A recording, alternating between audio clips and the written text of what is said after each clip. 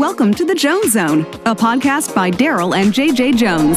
All right, hello everybody. Welcome to another episode of the Jones Zone. I'm Darryl Jones with the Darryl and JJ Jones real estate team, and today we've got a landscape designer. Helen Asuncion is a landscape designer. My wife actually met her a few years ago, and she said, "Hey, you really need to have her on your show. She's really, really terrific." So, Helen, thanks for being here. Thanks for having me, Darryl.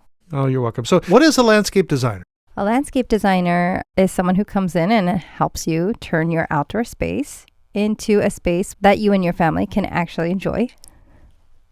Yeah, that's pretty much it. Well, tell me the process. So when you meet with you can pretend that I'm a client and I've got a backyard. Mm-hmm. What happens? So typically I like to come in before anything's been done. Sometimes by the time they've called me in, they've already put in concrete or artificial grass. So that makes it a little bit trickier. In general, I will come in and we'll do the walk. We'll walk around the site. The client will tell me what they're looking for, some of the issues they've been finding. And mostly it's kind of like a discovery process. I'll ask them about their family, how many children, are there other family members or friends who come and use the space? What do they like to do when they're outside? And from there, I'll sort of start getting ideas. And then you bounce those ideas off them, and voila. What's a typical project? I don't know if there's even such a thing as a typical project, but what's the length of time when they meet with you until it's complete? How long does that take? Generally, it's about 2 to 3 months. If it's something very simple, and sometimes I show up and the client already has a design in mind and they just need me to help them put it on paper and kind of spot check it, in which case we can probably get going right away and have something done in a month. And then do you have access to, everybody can do anything from artificial turf to bricks to flooring, etc.? Yes, and that's my favorite part of the job. It's that I go in person and I vet my contractor partners. I watch them work, and as soon as I park my car and step out of my car and walk up to the site, I can already tell how the crew is. The way they're moving, the way they take their break. It already gives me a great idea of what kind of crew I'm working with, but although I usually vet the foreman over the phone beforehand. Okay, and do people typically have a foreman, or do you provide the foreman? The foremen come with the crews that I bring in. Okay. I have licensed contractor partners, and then I also have crews that work for other contractors. And I can bring in, depending on what the project needs, I can bring in either. Oh, awesome. Share some insights on the latest landscaping trends, especially in the post-pandemic area. Tell us your insights. The biggest trend post-pandemic is the opposite of what we saw during the pandemic, which really brought that construction boom. High interest rates priced a lot of homeowners out of their projects. Something that used to cost around $6,000, now you're looking at closer to $9,000 or $10,000. So for a lot of homeowners, it makes the project cost prohibitive. In addition to that, it rained so much last winter, and it's been so hot in the summers that less people are spending nice weather days at home. They want to go out and enjoy the world. So all in all, a lot of homeowners are finding it easier to just wait on the major improvements and do the best they can with their space. And so you had a big uptick, I'm guessing, then during the pandemic. Oh my goodness. It was like surfing during a tsunamis. You know what? That's probably a bad metaphor. I thought it was pretty good. It's a disaster, but you know what I mean, though. It's we were riding the wave. We were so busy. During the peak of the pandemic, we took Christmas Day and New Year's Day off and worked right up to those holidays and right after. You sound like a realtor. Well, but that's what you have to do. I know it's my brother. God, who would have guessed what happened after the pandemic? What that caused, let's say, in terms of certain things exploding, businesses such as your own landscaping. My brother works at a nursery, a grower down in Fallbrook, and he grows ground cover. And gosh, we were thinking when that pandemic hit, all the businesses were going to go down, et cetera. His doubled as well. I mean, he was just so busy, and I guess it was, in hindsight, people spending so much time at home. I mean, this isn't really brilliant to say, but they're spending so much time at home, they wanted to make that home just as perfect as they can and as nice as they can, and voila. Yes, absolutely. Wow. So it's a little bit slower now. So Yes. so many people consider buying homes that need landscaping. Do you have any advice for those folks? What advice for them? So if the only problem is that the grass is all dead, then yes, by all means, buy the home, move forward. It's a relatively easy fix, even though it looks kind of scary. But if the landscape needs major improvements to make the space usable for you or your family, then my advice is to sit down and calculate all the costs before purchasing. I encounter a lot of sticker shock from new homeowners who think that they've gotten a deal by purchasing fixer-uppers. And of course, I'm pretty sure when push comes to shove, they end up spending way more. Yeah, no, it can get expensive. It's funny. I don't know why. I'm reminded of once with this house I sold, and it had this embankment in the back, a hill. And normally that's not necessarily anything that's desirable for buyers. And boy, my seller was just loved a garden, and she turned that potentially perceived negative into one of the most beautiful views I've ever seen. It was just gorgeous, just because of the landscaping on that hill. It went from an eyesore to a huge benefit. It was as though you had a view in your backyard now. So, I mean, your work can just do wonders to things that normally wouldn't be desirable. Darryl, you've pretty much hit on the only time when I recommend that homeowners purchase a home with one of those big slopes is if you love to garden or if you want to try. You mentioned the importance of shade. Could you elaborate on your number one recommendation for, I think that we talked about that before. What's your number one recommendation for, I don't know if you have a number one, but tell us one of your primary recommendations. Oh, absolutely. My number one, especially like I mentioned with budgets not stretching quite as far as they used to, is shade. Summers are getting brutal. We did a drought-tolerant conversion in Riverside this past summer, and my feet were on fire in my work boots. I've never had them hurt so bad before. None of the crew were complaining, and they don't complain. They were just giving it their all. So, of course, I'm only complaining in my head. But we actually had to take a day off in the middle of the job. We had to call it quits and send everybody home. It was just too hot. Way too hot.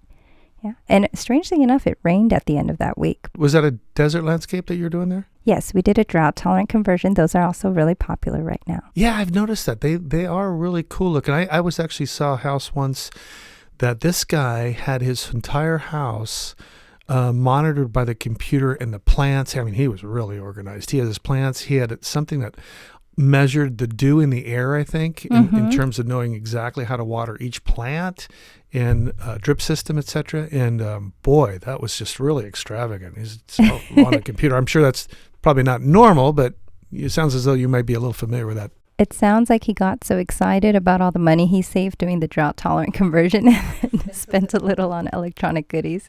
Yeah, that makes sense. I just stick my finger in the dirt by the plant. So what are some of the common... Okay, let's talk about artificial grass. That's it seems to be a popular thing right now. I know we installed some artificial grass. What are some of the common issues with artificial grass? How can homeowners address them? Okay, the biggest issue with artificial grass is that it can melt in the heat. Oh.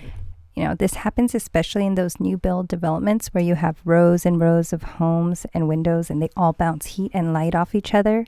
Especially you've got white stucco walls, white vinyl fences, white aluminum pergolas, and it generates a lot of heat. And we're talking about plastic blades on a plastic backing. It's a multi-million-dollar technology plastic, but it's still plastic. I had one installation in Whittier where the turf melted 2 hours after the crew packed up and went home. Wow. Yeah, it was just one of the many, many, many windows down that whole line of new build homes. I know what you're saying because I've been in my backyard before, and I'll be standing there. All of a sudden, I'll my leg will start hurting, and I'm thinking, "What? It feels like it's burning," and it's the reflection from the window onto my leg, and it usually happens within seconds. So it is pretty dang hot, huh? Yes. So that reflection actually kills real grass too. So back in the day, before people started the Kill Your Lawn movement, we could show up and see where that would happen. Because we'd see a path or a track. There's 2 parallel tracks that the homeowner may not notice, but it's telltale sign.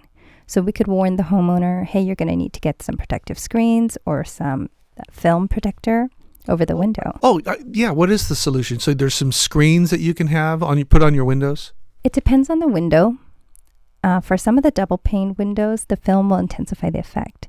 So then you need a window screen that actually presents like it's dark. So that doesn't look the best either. So I always suggest that before you get the artificial grass, you consult with a window company and explore the options. Tinted window, or any ideas on that, or we got to ask the window company? The window company would be your best bet. Nowadays, I try to only put artificial grass where there's already shade. Got it. Yeah, that makes sense. Especially with the extreme heat we've been getting, people don't even want to sit on it or play on it or stand on it when it's hot. What about vinyl fences? Concrete and vinyl fences get quite hot also. Any tips for homeowners to mitigate this issue? So all of that, concrete, vinyl fences, the pergolas being, I like wood for the pergolas, but it takes a little more maintenance. They all increase the heat in the area by at least 30 degrees. Wow. Yeah, it's a lot.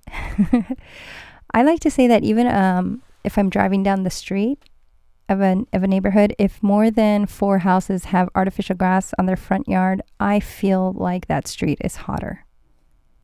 I did not know that. Because we're all at the cumulative effect. One of the nicest ways to kind of counter that effect is to plant against a vinyl fence or a concrete wall. But then again, that's more stress on the plant. It can burn the plant because you have the reflection. So mulch is a must. You're going to have to water more frequently and just really keep an eye on that. Maybe even start out with more mature plants during the cool season, water them well, and they'll be a little more resistant to the heat. Good information. So concrete is prone to cracking.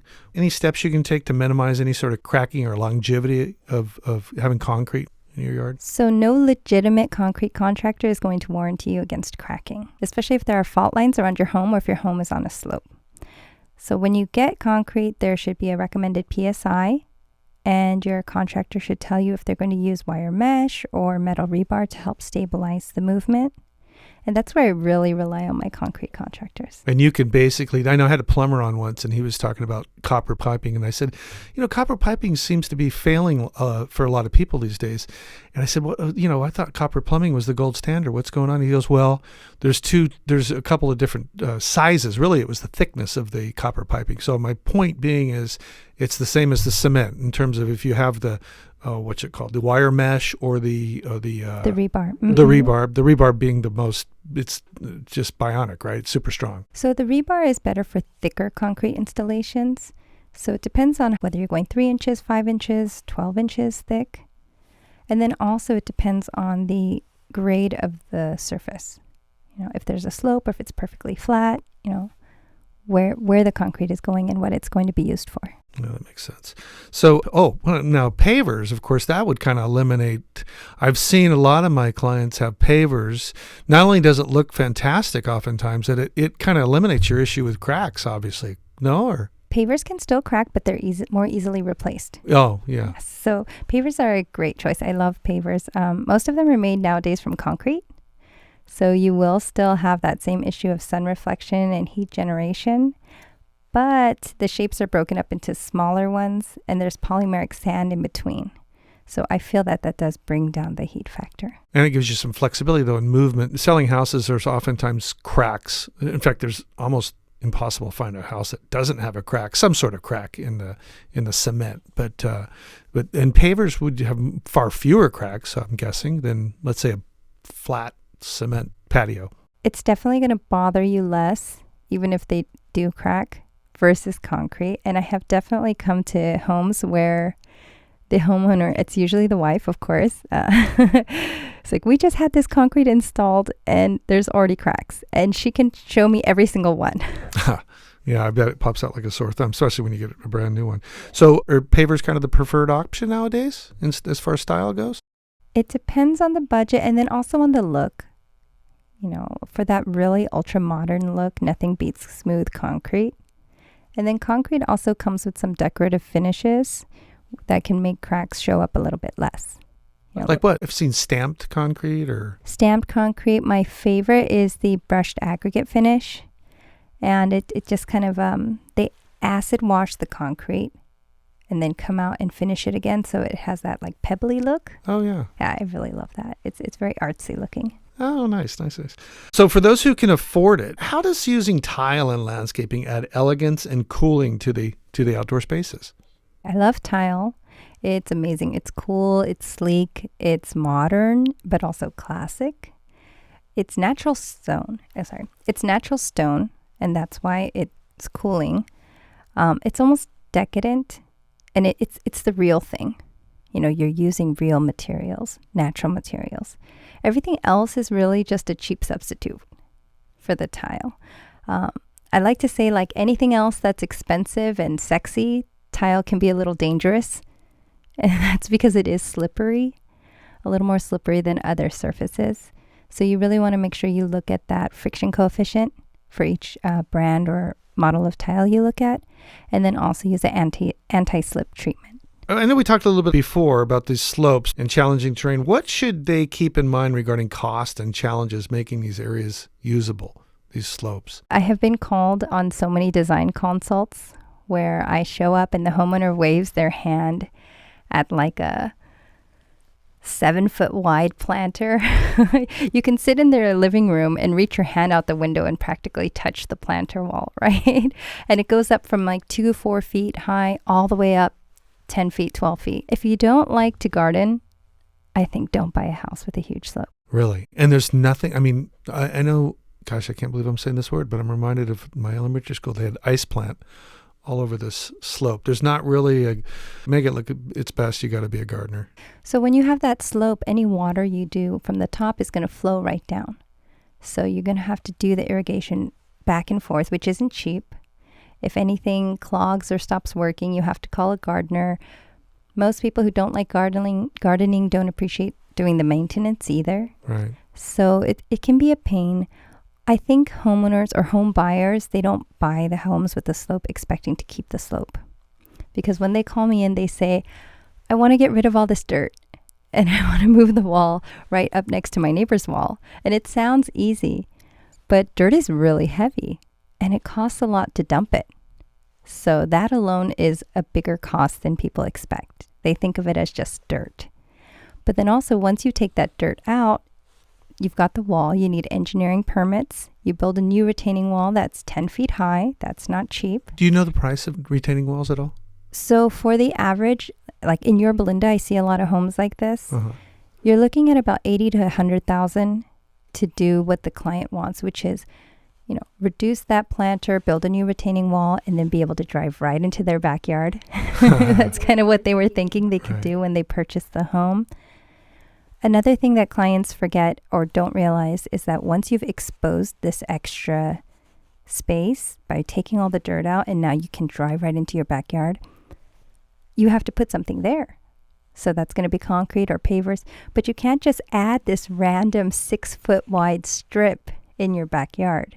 You've got to redo the hardscape in the whole area. So a lot of pre-planning is the best. I mean, and a lot more expense than people expect. Remodeling old pools is a common project. When does it make more sense to remodel, or when should a homeowner consider installing a new pool? In fact, it's funny, I get asked this so much. I pose this to a big, huge group of real estate agents because, you know, they're used to hearing what buyers' responses are, et cetera. And their overwhelming response was, if the pool accents the backyard, in other words, if you have the pool, you also have a grass area and a patio, then redo the pool, was their advice. If the pool, which I see a lot, in which I grew up in a house like this, took up the entire backyard, demolish the pool. Yes, I think I think shape is the biggest thing.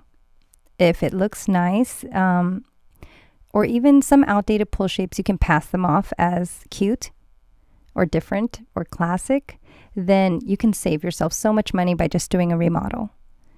But if it's an ugly shape and just looks weird, there's a certain style I like to call like 1970s DIY homeowner. Like a kidney bean shape, or? Kidney bean is great, but sometimes like I'll see a kidney bean and then like a 4-foot inset for kids to sit in the deep end. Oh, right. You know, and it's just like a 2 teeth missing from a smile. Wow, good description. Yeah, just some very interesting, unique things that they're hard to pass off. In which case, I have seen homeowners spend $45,000, $75,000 on a remodel and still end up with an ugly pool. Do you like pools? Do you work with a lot of pools? Oh, yes. I love swimming pools. I grew up in Southern California, so. And you like designing or helping them use them for your design of the backyard. Obviously, if someone wants one. Absolutely. I will always bring in a swimming pool company because they're the experts, but I love being a consultant on those jobs, and I will usually design the area around the pool. Very nice. Any tips for pools? One thing I think is like when you're deciding what to do in the pool is to check with your realtor about the resale value. Because when families are holding back because of cost, I have been told that it can add a bit. Yeah, I get people that actually say, no, I want a house without a pool. Oh. So they don't add what they used to. I think, like I mentioned before, if you're maybe the higher end where it's part of the entire backyard where you have a pool, a barbecue, a patio along with a grass area, I think it probably would add value. But just normal, whatever you'd call a normal house, 4-bedroom, 2-bath house, 2,000 square feet, 7,000 square foot lot. If someone asked me, should I put a pool in to increase the value, it'd be absolutely not. Because pools are minimum, 50,000? Oh, to have a new pool? Yeah. Oh, no, you're looking at least 100,000. Okay. Yeah. And it wouldn't increase that's my kind of point, is that a $900,000 house wouldn't become worth $1 million. I mean, unless it was something really, really extravagant. I always recommend if you're going to touch it, make it look great. Yeah. Right. If you're going to spend money. So it's for pools, it's the pebble finish, the gorgeous lighting, add that Baja shelf. And I do say, well, it might help your resale value later. If it doesn't, then I'm going to say. I mean, those things probably would. Like you just mentioned, if you're going to do a pool, do it right. And that's where you come in. Okay, good. So is Pebble Tech, what's the most popular surface? Oh, that pebble finish. And actually, the pebble finish looks a lot like the aggregate concrete that I told you about, where it kind of mimics that look of natural stone. Yeah, I like that. Now, has it evolved? Because I know years ago, I'm talking about a couple decades ago, that Pebble Tech stuff would just it would start falling off. Have they improved that a lot? Yes, definitely. Okay. Yeah. Because it's got a great look, but it was that, 20 years ago, that stuff would be falling off after 5 years. And just obviously that's not a great look. No. What about solar? Adding solar to property can be beneficial for certain needs. How does this tie into roofing renovations? Or do you do a lot of involved with solar at all? Oh, absolutely. Yeah? If you're going to redo your roof, you should add solar. It's kind of a no-brainer because you can finance it all together. I find that most families use enough electricity to warrant going solar, especially with the heat, because you're running your AC all summer. But if they're not, they find a way to rack their electricity usage up once they have solar. You emphasize the importance of design being planned by professionals rather than salespeople. Can you tell us, why is this the case? Okay, moment of truth. I started out in landscape as one of those sales reps who was just paid a base rate and commission to go out to people's homes. And one of the things my boss kept telling me, I drove him crazy, was keep it simple. Don't offer anything extra. Don't put any ideas in their head. Because the faster it takes them to finish, the sooner they can move on to the next project and the next profit. So when a sales rep comes, their motivation is to, simple as possible, and let you deal with the fallout. I wouldn't even quite say it's unethical because that's all you call them to do, right? Is to stay within their specialty. During my training period, my boss at the time was with a South OC artificial grass company. And we went to this home and they had those huge planter beds, like 5-foot wide planter bed with a brick border all around the backyard, 3 sides. And they were filled with rose bushes with huge thorns. And the client was a young mother with 2 toddler sons. And so, of course, I'm like, you're going to want to get rid of that brick border and you're going to want to take it all the way to the wall because your kids are going to grow up and they're going to run. And they're going to run right into those rose bushes. So you want to take those out too. I love roses, but they're not the best. That actually happened to me as a kid. Yeah. We had, I'm serious, first grade, our house had a bunch of roses. Yeah. And if you're not really crazy in love with roses and have to have them there, then there are things you can plant that are softer for little boys to crash into. And my boss was like, I don't want to take out those rose bushes. I don't want to deal with having to dump that brick border. We could just take out the grass exactly where it is and put artificial grass down and let her deal with it. But as a mother and a homeowner, I'm like, no, that would drive me crazy. She's going to regret it in 2 years. That was kind of your impetus, or caused you to look, I want to get into the design part of this. So I got that job on purpose because I wanted to, this is my second career. I was in education before that. So I wanted to get paid to learn. And also at my age, I said, I need to start moving You look so young. We won't ask you your age, but go ahead. Like, by the time I graduate, I'm going to be, a few years behind all my other, or a few years ahead of the fellow graduates, right? So tell us a story of your most challenging landscape design. So my most challenging project had nothing to do with the grade or the slope or the access, because I account for all that. It had to do with budget. And it was a client who lived in a $2 million home, but really, really didn't want to spend a lot of money. And she rejected 6 legitimate contractors that I had brought, my vetted partners, and chose her own. And I didn't manage that part of the project. When I came in at the end for my part, they had put the wall in the wrong place. They had put it 4 feet off and at the wrong angle. So instead of the entry to the backyard feeling very expansive and luxurious, where guests walk in and they're like, oh, wow.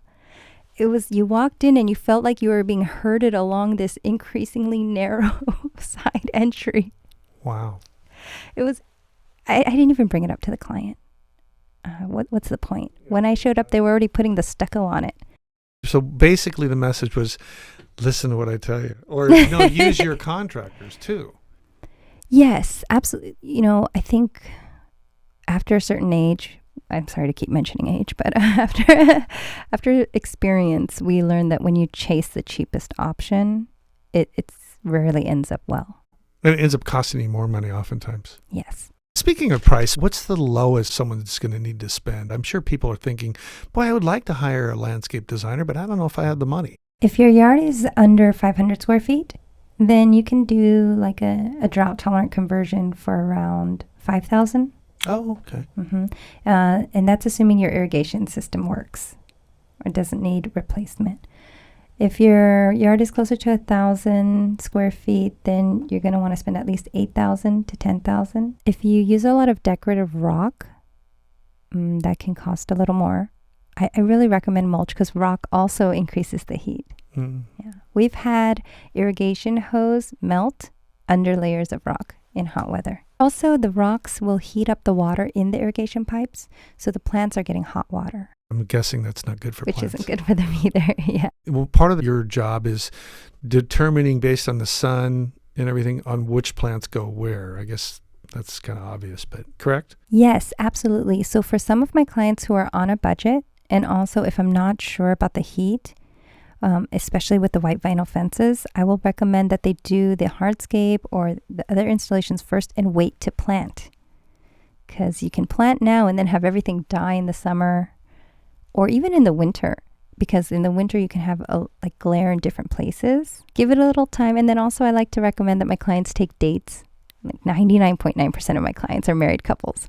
So I'll say take a date to the nursery. I like when my clients pick out their own plants and at least have an idea of what colors, textures, shapes they like. And then they give those to you, and then you say, okay, this is where we need to put them based on the sun and heat and water, et cetera. Yes, and then I can supplement their choices and accent them, but it's really their personality that's coming through. Oh, that's a great service. So are there any innovations in technologies? I mean, gosh, with AI and everything exploding right now in landscaping that homeowners should be aware of?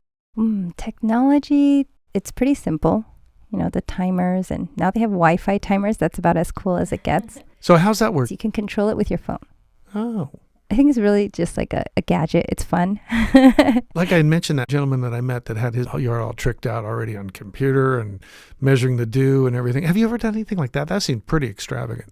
No, I'm very old school. And also I can tell from looking if the plants are drooping and they need more water. Part of the reason I went into this profession after education is gardening was my hobby from teaching because kids droop when they're not getting what they need too, And plants droop the same way, and it's kind of rewarding. And I move plants around in a garden like you would move a disruptive kid around in a classroom. Like, that makes sense. Let me try putting them here, or maybe over there. See where the roots take place. Yes, and companion planting. So certain plants do better next to other plants. And the same is true for people. Yeah, no. That's why it's great to have someone like you. On that note, you're talking about plants doing good with other plants. Are there plants that repel insects? No, not really. Citronella is a little bit of a... Peppermint or something that flies don't like, or ants or anything like that? You know what? I do think some herbs repel aphids or like predatory insects. The mosquitoes one, it's really hard to keep mosquitoes away. Yeah. The best thing to do is spray yourself. And so they'll still land on you. They just won't think you taste good. All right. Yeah, we've got a couple of zappers in the house, and they worked unusually well this last year. So I've done a lot of research on this because I'm outside so much in the yards that I get a lot of mosquito bites if I don't spray. And most of the zappers catch male mosquitoes. And it's the females that bite. Well, we should have already known that the females are the biters, but go ahead. And it's pregnant females too, right? Are you serious? Yeah, they use their blood to feed their babies. Really? So the most bites you're getting are from pregnant mosquitoes. Yeah. Interesting. Well, that's something. There's an extra tidbit for people. Can I give you guys more mosquito tips? Oh, yeah, Because absolutely. they cause diseases. They're weak flyers. So if you're sitting outside, if you have wind blowing at you, like if you set up a fan or something, then that can cause a current that they find it hard to pass. Oh. So it's a little hard to put up a current like 360 degrees around you, but if you can direct it in one area and have it move. So I'm thinking a fan at a patio. Yeah, like a rotating fan, that'll help. And then again, with the sprays, it's very hard to keep them from landing on you. So what the spray does is it makes it distasteful, so they don't want to like go through that layer of spray. Okay, so there is some hope. I like the wind thing. I don't think I had heard that about the breeze or the... Yeah, they're weak flyers. Well, that makes a lot of sense. So as we wrap up our discussion, Helen, could you provide our listeners with a few key takeaways or tips enhancing their outdoor spaces and avoiding common landscaping pitfalls? Tell us what your best advice is. My best advice is to get out there and find out what you want first. Don't rely on somebody else to come in and put their vision on your property, because this is your personal retreat. So again, like I said, I recommend that couples go on dates, go to the nursery. I love Thompson's building materials, also Resource Building Materials. I'm over at the one in Stanton all the time. I touch everything. You touch everything, or you recommend they do? Well, both of you. Oh yeah, go. Like, you can feel what it's like. With the pavers, they'll be on display without the sealant. So they're going to look a lot more dull. But then they have catalogs that show you what they look like with sealant on them. With the tile, you can see all the different kinds of stone. And then with the nurseries, you can pick out your plants into trees. So that's what I recommend. And in addition, use the space. A lot of times when families call me, they haven't been outside in their backyard for a year while they've been doing the interior and, of course, getting their kids in school and getting ready. And it's kind of a pity because I know it doesn't look great or inviting, but at the same time, when families start using their space, the kids will naturally gravitate towards their favorite area. And mom and dad will kind of set up their chairs where it's easiest and most convenient for them to watch the kids. So when I come and I see this beautiful mess, that is the foundation of the design. I won't say like, hey, your kids have been playing there, let's move them across the yard. I'll say, what can I add to that area to make it even more fun for them? And how can I, make it easier for mom and dad as well? Or like, since that's the kids area, let's give you guys a really good grown-up area over here. Oh, that's fantastic. Yeah, like I said prior beginning is I wish I would have had you at my house prior to, because there's so much that I'd like to have changed or like to change. Maybe I will still have you over when we get enough to do that. Well, I'd love to go and see it. Well, I appreciate you so much for being here. I think this has been really helpful, hopefully, to all the people listening. If anybody wanted to contact you, how would they contact you? What's the best way to reach out to you? They can visit my website, www.zenmoderndesigns, and that's Zen. They can also reach me on Instagram. On Instagram, I go with the cool young people abbreviation. It's Zenmo Designs. Like Venmo, like pay me, but with a Z. All right. And phone number is 626-879-7070. And they can also email me. It's also zenmodesigns@gmail.com. Thank you so much for coming and doing this with us. Again, landscape design, obviously, in hindsight, after my backyard was done, I sure wish I would have had you over prior to doing that for multiple reasons. But thank you again for coming. And everybody, if you have any questions, please reach out to her. She's going to be an immense help to you guys. And Thanks again for joining us for another episode of the Jones Zone, and signing off. And if you haven't subscribed, please subscribe. Thank you so much, Darryl. It was a pleasure to be here. Oh, thank you. Take care.